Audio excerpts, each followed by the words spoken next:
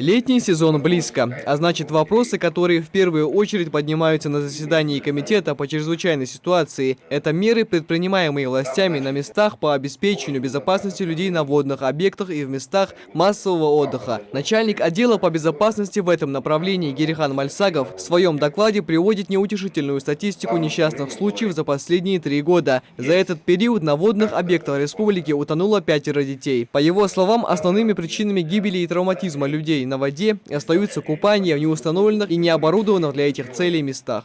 Ежегодно данный вопрос рассматривается на коллегиях Главного управления, на заседаниях комиссии по чрезвычайным ситуациям. Также организовывается работа с органами местного управления. Значит, в этом году в целях обеспечения безопасности и создания инфраструктуры безопасного цивилизованного отдыха населения на водных объектах Главным управлением было рекомендовано оборудование мест массового отдыха населения на воде и создание малых рекреационных зон. Обсудили на заседании и план мероприятий по подготовке к пожарному периоду в текущем году. Так, в апреле прошли учения в лесном массиве Инархи с участием сотрудников МЧС и Минприроды. Учения прошли успешно, но вместе с тем выявили и недостатки. Это низкий уровень подготовки сотрудников лесопожарных формирований, недостаточная слаженность действий и слабая оснащенность средствами связи. По итогам учения были сделаны соответствующие выводы о повышении уровня обучения личного состава, в том числе путем направлений на специализированные курсы повышения квалификации в город Пушкино. Заключено дополнительное соглашение с пожарным колледжем и принято решение о проведении дополнительных учений специализированных лесопожарных формирований в период межсезонья. В течение 2019 года доукомплектовать подразделения средствами связи. На встрече также затронули тему выполнения всех необходимых работ по созданию и внедрению аппаратно-программного комплекса «Безопасный город». Так, на сегодняшний день первый этап внедрения АПК выполнен в полном объеме. В Магасе создан целый сегмент видеонаблюдения с 39 камерами и экстренной связью гражданин-полиция. Все это обеспечивает круглосуточное наблюдение на улицах города, а материалы сохраняются в архиве в течение месяца.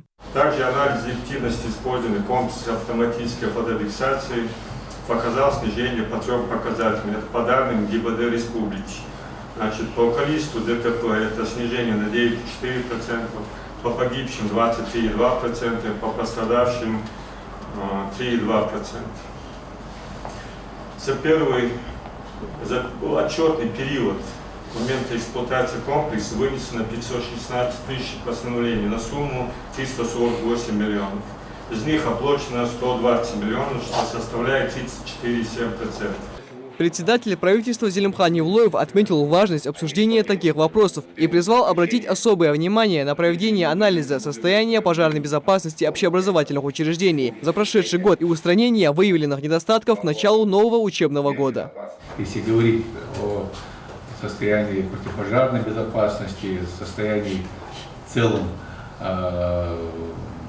готовность школ в весенне-летнем периоде и к осенне-зимнему периоду, когда находились в подчинении муниципальных образований, конечно, было легче, это было более продуктивно, и практично все это мы понимаем.